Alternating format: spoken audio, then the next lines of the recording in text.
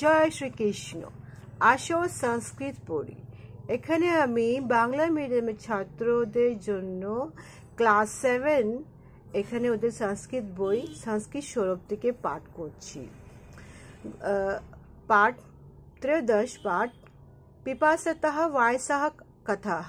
গতকাল আমরা এই পাঠের হাফটা পড়ে নিয়েছিলাম সমর্থঃ। তারপরের থেকে আমরা পড়ছি অনন্তরং সহ উপায়ঃ চিত অনন্তি সমাহ।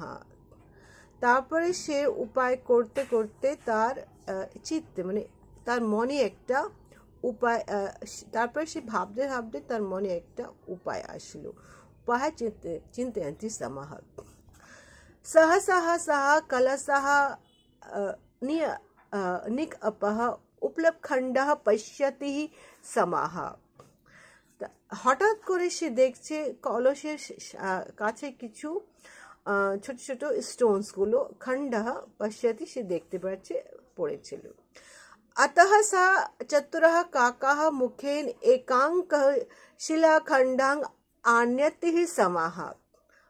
अतः सा चतुर्काथ। তারপরে সে চতুর কাক মানে সে বুদ্ধিমান সে কাকটি মুখে করে এক এক করে শিলা ছোট ছোট স্টোনস গুলো খণ্ডগুলো সে আনতে শুরু করলো।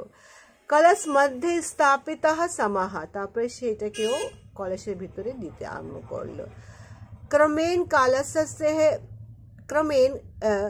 कलशस्य जलं उपरि अन्ते आगच्छति समः। আস্তে আস্তে কলসের ভিতরে সেই জলটা উপরে উপরে উঠে আসতে লাগলো। ততঃ বায়সঃ यच्छेद यथेच्छतं जलं पोवतः তৃষ্ণাঃ নিবারন্তি সমাহ। তারপরে সেই কাকটি মন ভরে সে তারপরে জলটা পান করলো আর নিজের তৃষ্ণাটাকে মেটালো। জলং পোতবা সা সুখেন ভ্রমন্তি সমাহ। জল খেয়ে নিজের পিপাসা মিটিয়ে সে সুখে সে ঘুরতে লাগলো। अतः वदन्ति बुद्धि यस्यः बलं तस्य। বলাই হয় কি বুদ্ধি যে থাকে সেটা বল থেকে অনেক বড়। সেটাই হচ্ছে এই লেসনটার মোরাল।